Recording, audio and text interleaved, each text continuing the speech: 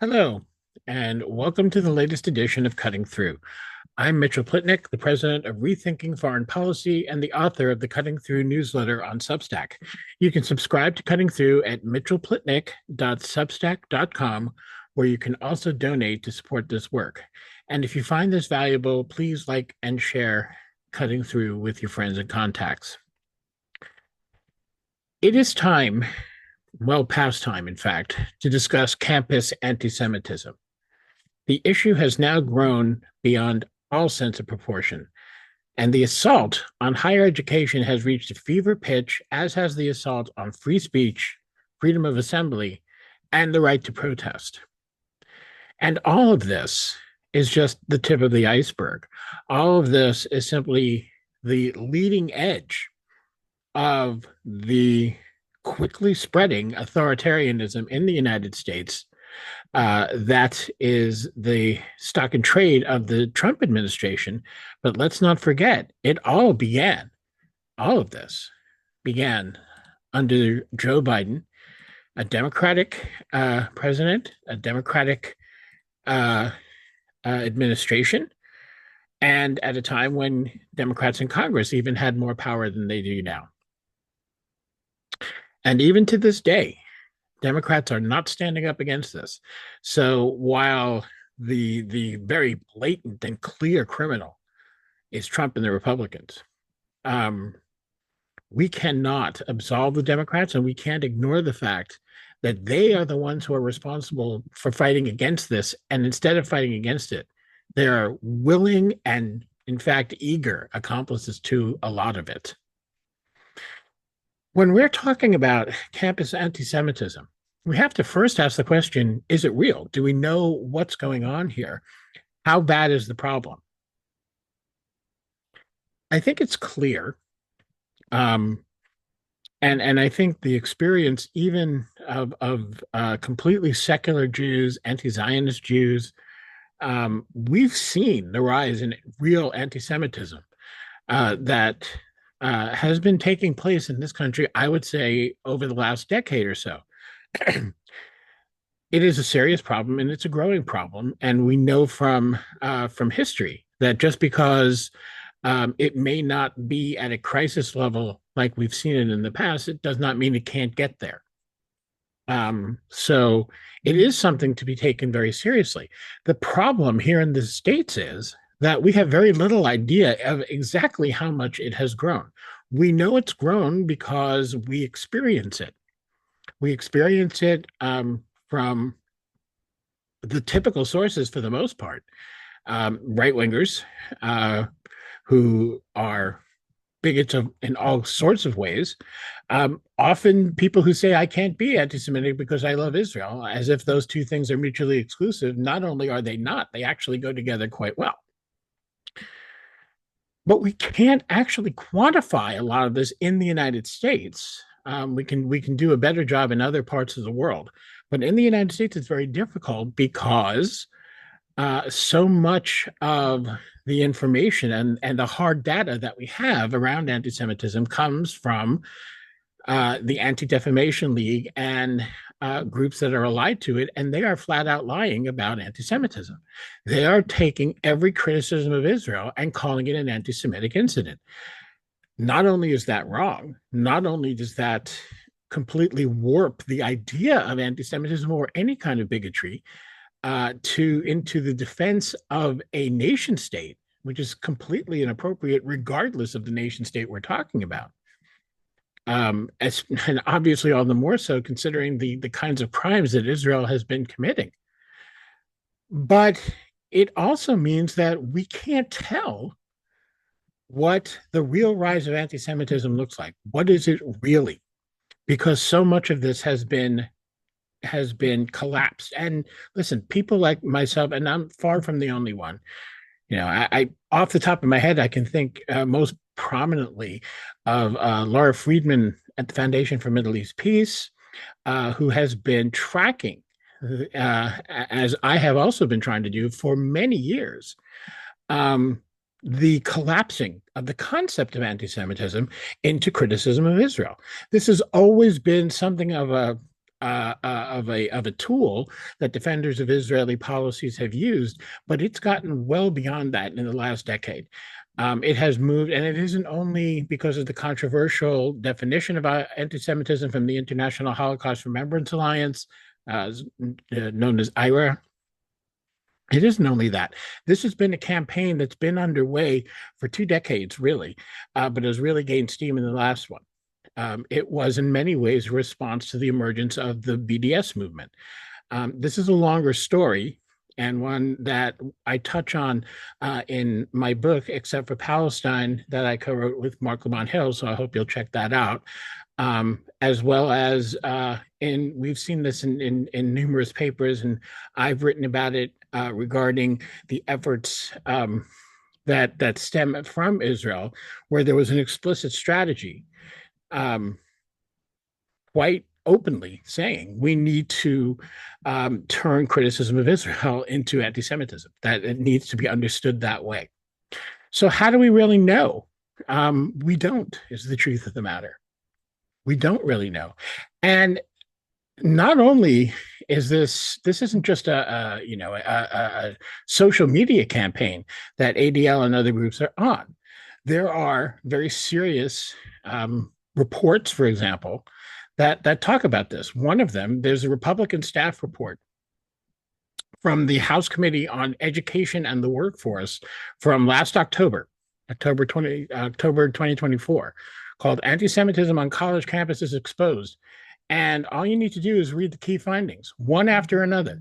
The very first finding, that Northwestern University put, and I quote here, put radical anti-Israel faculty in charge of negotiations with the encampment that was protesting the genocide in Gaza. The next finding is that Northwestern's provost shockingly approved of a proposal to boycott Sabra hummus. Now, again, these are completely normal prerogatives. There has been an effort, as I mentioned, to criminalize the boycott, divestment, and sanctions movement. This is a classic attack on First Amendment rights. The right to boycott, you don't have to agree with the boycott. You don't have to support it. You do have to tolerate it. You do have to understand that other people have the right to decide. And if that means that they are boycotting Israeli products, then they have the right to do that. This is another nation state. This is not a boycott of Jews. It is a boycott of Israel.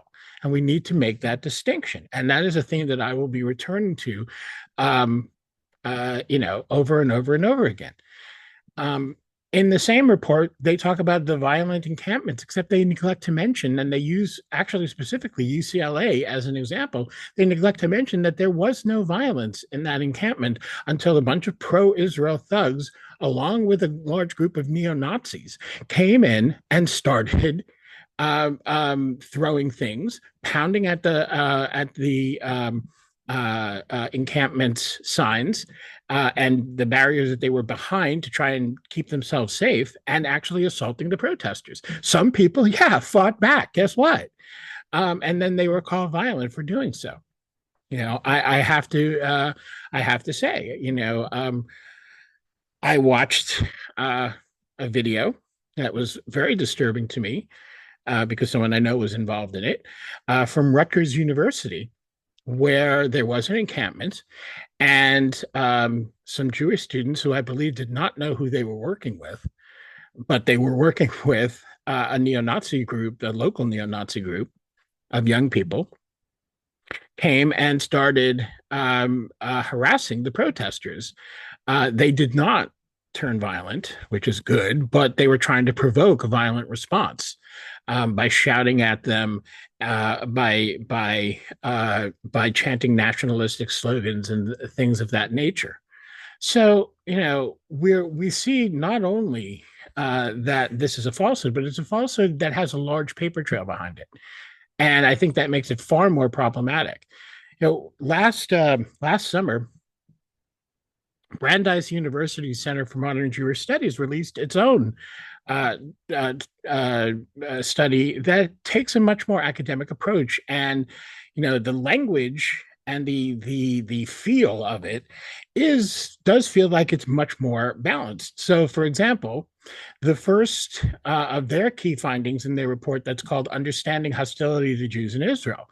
The first finding is that 66% of non-Jewish students did not display any hostility towards Jews or Israel, and their views were not likely to threaten their relationship with their Jewish peers.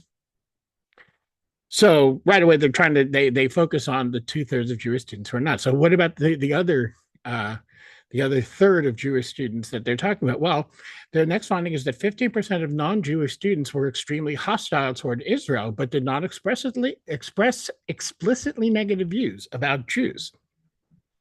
16% of non-Jewish students endorsed at least one explicitly anti-Jewish belief, but did not express intense criticism of Israel. But here's the problem.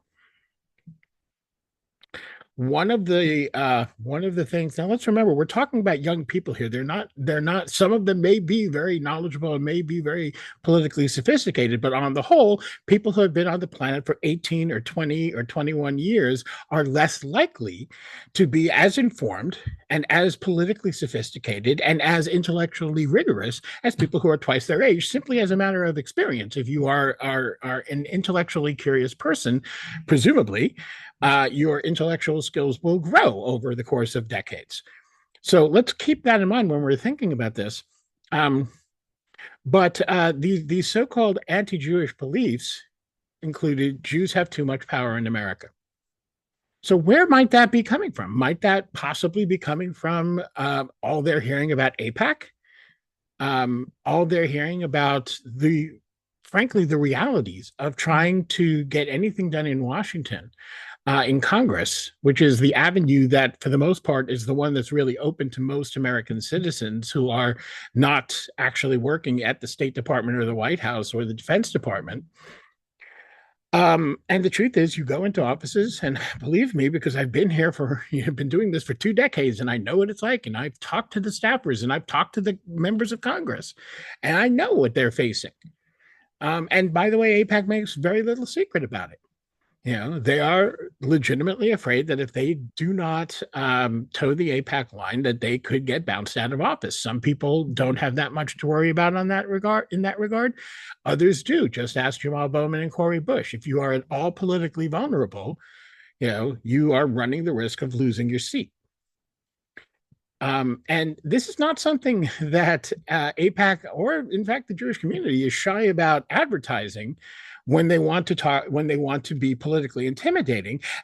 Except then they turn it around. If somebody else mentions it about them, they say, "Oh, you're being anti-Semitic. You're feeding into tropes of Jewish power." Well, you can't have it both ways, and it isn't both ways. The truth of the matter is, and this is not to anyone's shame per se, AIPAC is very, very good at what they do. Very good. They are very good lobbyists. They are very good at working with legislators, developing relationships, applying political pressure to the extent that they can actually write legislation and find somebody to sponsor it in Congress and bring a lot of their colleagues on board. Okay, that's a very strong thing to have going for you. That comes out of skill, not out of some magical Jewish power. In many ways, it doesn't even come out of money, although that's a tool that does contribute to that. So is that necessarily, the anti-Jewish conspiracy theory that this study describes it as? Now, they say 2% of non-Jewish students were extremely hostile to Jews in Israel. I mean, I don't necessarily have a problem believing that. I've been a Jewish university student at 2 different universities. University of California, Berkeley, and the University of Maryland, College Park. And I encountered anti-Semitism in both of those places. I've encountered anti-Semitism in my neighborhood. I encountered lots of it growing up in New York City. I have been assaulted for being Jewish. I know what anti-Semitism looks like. It's a real thing. I definitely do agree that I think it has been rising. But the things that are being experienced right now on campus, for the most part, are not anti-Semitism. They may be things that are making Jewish students uncomfortable. When Jewish students are hearing that Israel is committing genocide and it needs to stop, that Benjamin Netanyahu is a war criminal, that Yoav Gallant is a war criminal, that Itamar Ben Gvir is somebody who is very easily comparable to any of the worst racist fascist leaders that we've ever seen in history. Um, when they talk about the fact that Zionism has become an ideology of hate, you can argue with these points if you want. You can disagree with them. They may make you uncomfortable. They may make you unhappy. They are not anti-Semitic. They are talking about Israel, and it's not coming out of thin air. It's not. There is a genocide happening in Gaza. There is massive displacement in the West Bank and violence that is escalating. Refugee camps have been emptied, leaving thousands upon thousands of Palestinians homeless. And I'm talking about the West Bank now, not Gaza. This is happening. And yeah, it's not comfortable. You know what? I'm a white guy. I heard a lot of things when I was in university that made me uncomfortable. I didn't like them. I still don't. I don't like hearing, uh, um, you know, I don't like hearing about white privilege. It makes me very uncomfortable. You know why it makes me uncomfortable? Because I have it. And I have to deal with it every day if I'm to live up to my own ideals and to the expectations of my friends who are and other people and colleagues who are important to me who are people of color. I have to deal with it. It's not comfortable. It's not pleasant. It isn't fun. And as somebody who came from a very pro-Israel background and had to go through quite a transformation over many, many years to accept the reality of what Israel is, I understand. It's upsetting. It's very upsetting. To this day, it can move me to tears. And I can only imagine how hard it is for a Jewish student on campus to see so many people all gathered together condemning a state that claims to speak in their name and who they want to speak in their name. So it's different for them than for me. I don't want Israel to speak in my name. I'm not interested in a nation state. Okay. I don't think it was ever a good idea to have a Jewish state of any kind, whether we call Israel a Jewish state, a Zionist state, or whatever. But for other Jewish students, this is an attack on their very identity. I get it. But it's not the people who are objecting to a genocide that are the racists here. It's the people who are carrying it out. And college and university is where you're supposed to learn those sorts of things. It's supposed to be a place where those ideas make you grow and make you grapple with those notions. And maybe you'll come out of that grappling even more in support of Israel. Maybe you will. It certainly happens. There are plenty of pro-Israel professors who have grappled and have come to the conclusion that Israel's right. That Israel has every right to be behaving as it is. Maybe they don't call it a genocide. Maybe they think this is really all self-defense, and somehow 60,000 Palestinians in Gaza have been killed for self-defense. Whatever they believe, they had to go through this process, and so do these students. It isn't anti-Semitism on any level, not even part of it. Now, that doesn't mean that there isn't some anti-Semitism that actually does come through. I've seen it. I unfortunately have to spend a lot of my time on social media, and well, have to. I do for the purposes of my work. I find it important to spend a lot of time on social media, including X and even including Truth Social. And I see what people say about Jews, sometimes in defense of Palestine, that are really not okay. And that literally every Palestinian I know personally condemns.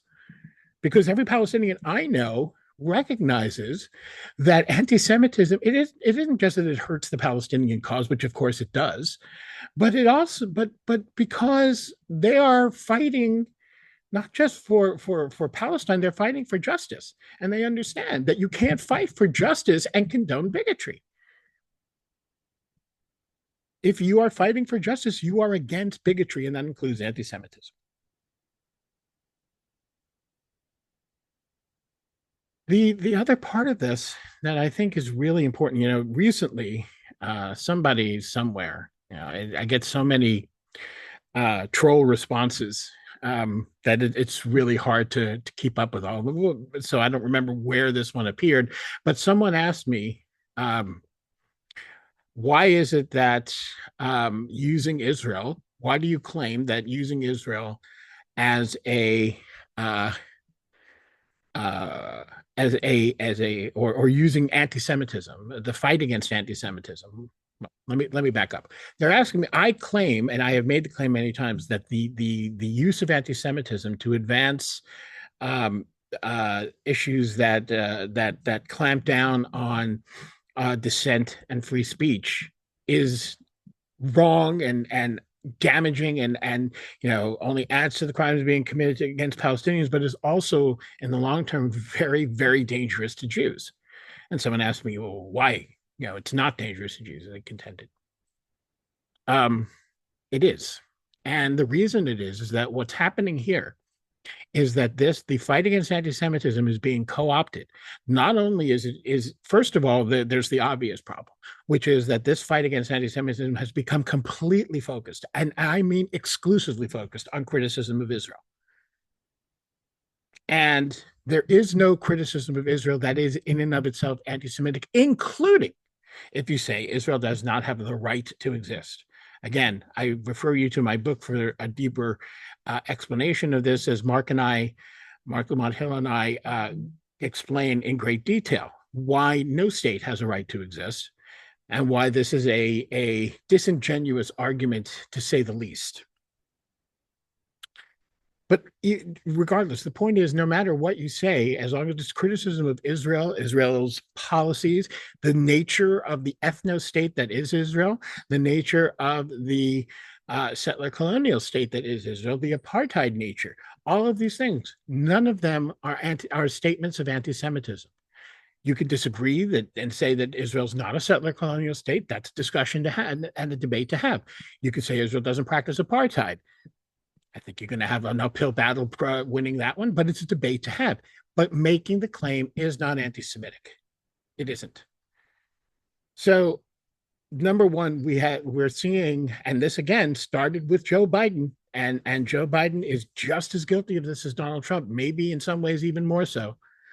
That anti-Semitism has become defined as criticism of Israel, and real anti-Semitism, which is coming from the same place it has always come from, which is right-wing reactionaries. That's being ignored. It's being ignored. I mean, we have, around the president, we have people like Sebastian Gorka. We have people like Pete Hegseth in the freaking cabinet. There's very little doubt of the anti-Semitism. We have, obviously also the embrace of anti-Semitism in somebody like Elon Musk. So, I mean, and nobody's talking about that. Oh, when Musk goes so far as to actually give a Nazi salute, yeah, people say something about it and it got forgotten. That's not the problem with Musk anymore. But believe me, if Musk criticized Israel, that would be the problem. But more than that, this is being used as the tip of a spear in an assault on DEI, diversity, equity, and inclusion, all sorts of education and the right to protest, the free speech, freedom of assembly, and the very idea of civil rights themselves as they have evolved in this country since the abolition of slavery. The fight against anti-Semitism has been warped and twisted to attack those things. And so when we're talking about, these issues of campus anti-Semitism, the right is framing them as civil rights issues. The right has a specific strategy to label all criticism of Israel as being pro-Hamas, and thus, pro-terrorism, and using an image that is obviously going to be anathema to most Americans.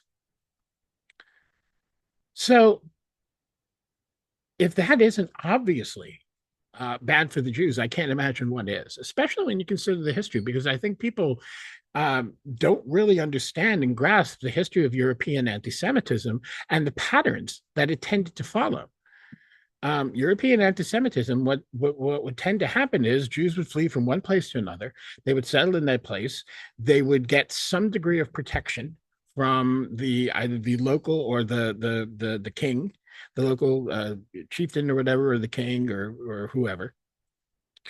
wouldn't actually, in most cases, get special privileges. Although in some, they would be slightly elevated above the what it was called at the time, the peasantry, and this would breed resentment whether they were getting special privileges or not. And again, for the most part, they weren't. Um, but it was perceived that way because they had been given safe haven. And yet they were an insular community that people didn't know, didn't understand.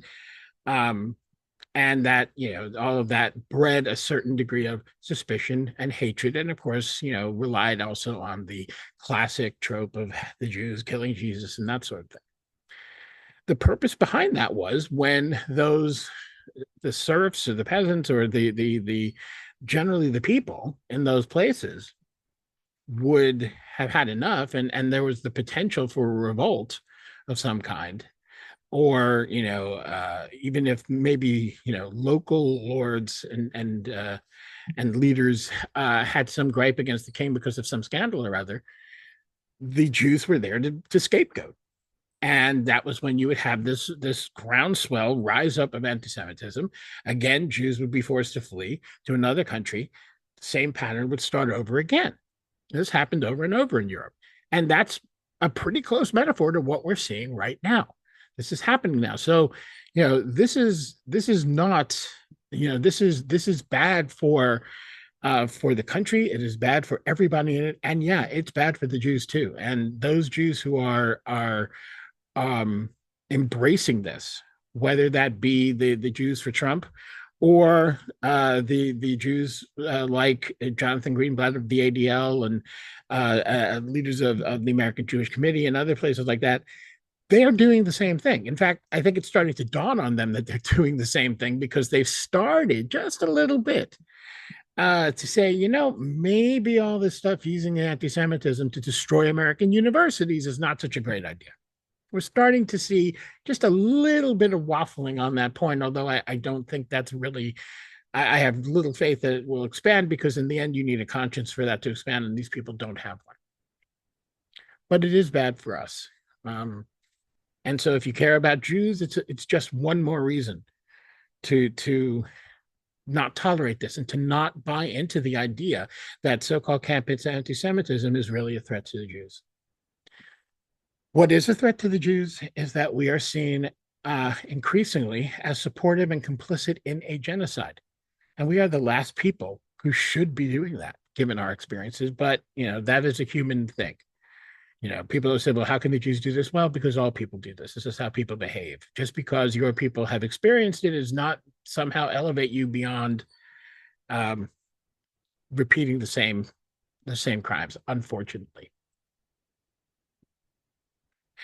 What we're seeing now in Israel is something so horrific and so shameful.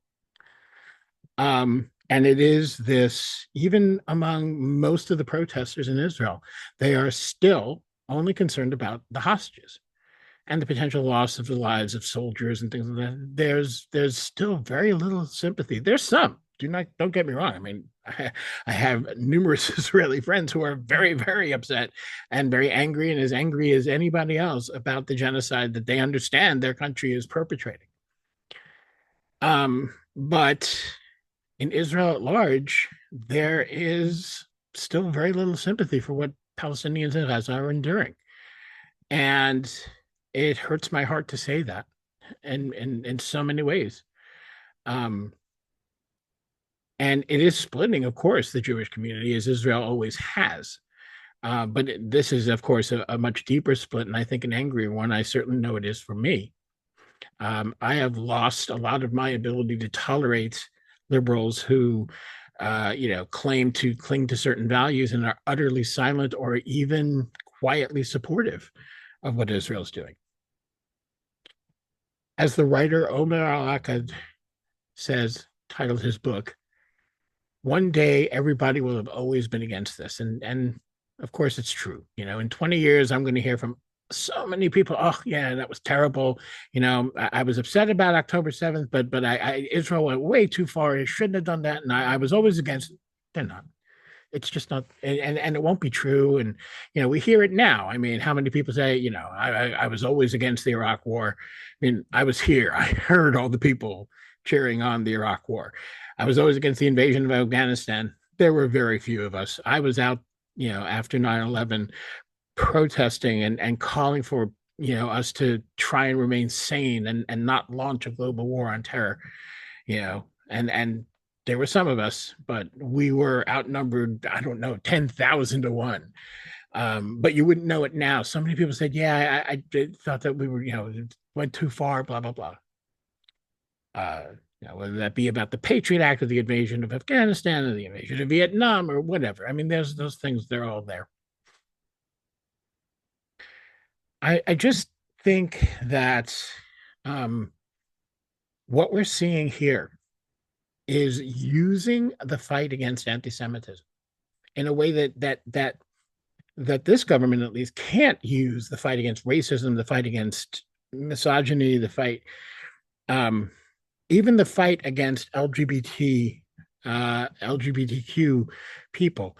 People, most of the liberals, are standing up for LGBTQ people to some degree. Not enough. But I think most people find that the demonizing, especially of trans folk, to be objectionable. Most liberals do. Liberals are more split on immigration, and I think they're pretty much frozen on this question of anti-Semitism. So let me make it clear for you. Let me make it really clear. Fight anti-Semitism as hard as you fight every other bigotry, but fight real anti-Semitism. There is, and it is true, of course, that sometimes people criticize Israel as a way to be anti-Semitic, although that is not all that common. Sometimes people do throw anti-Semitic language into criticism of Israel to kind of hide it.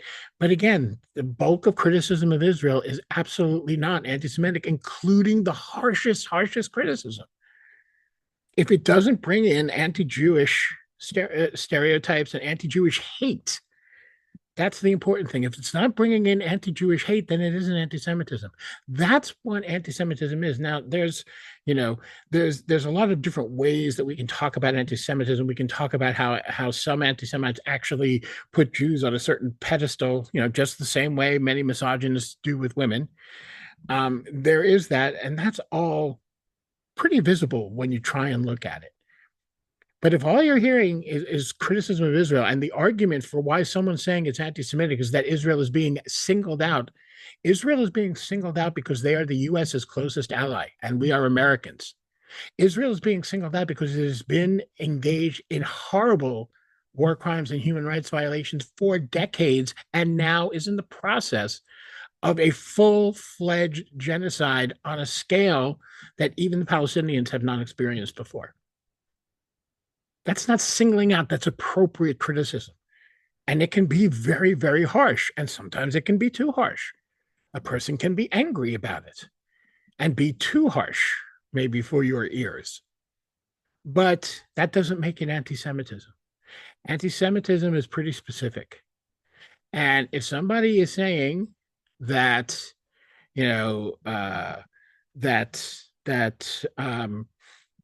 that all Jews are evil and bad, then that's clearly anti-Semitism. I don't think it's ambiguous. These things are not really that hard to figure out if you have the courage to actually figure them out. And if you have the courage for when you do find it and when you do see that somebody's being called anti-Semitic for no other reason than criticizing Israel. And let's remember, a lot of those critics, myself included, are people who are not just Jewish, but passionately Jewish, who care very much about the Jewish people, to whom our Judaism is extremely vital to our hearts and our identities. And those are people who are being called anti-Semites. Okay? Being Jewish is no shield against that. So if that's where that is going, that ain't anti-Semitism. Okay? Anti-Semitism is the people like Elon Musk, who are throwing Nazi salutes. Anti-Semitism is the people who are using the Jewish people as a tool in their fight against civil rights, against equality, and against justice for everyone. It's not hard to figure out. What seems to be hard for most people is to act on it when they do figure it out. So, again, please like, subscribe, and share. And all of your support is deeply appreciated. So, until next time.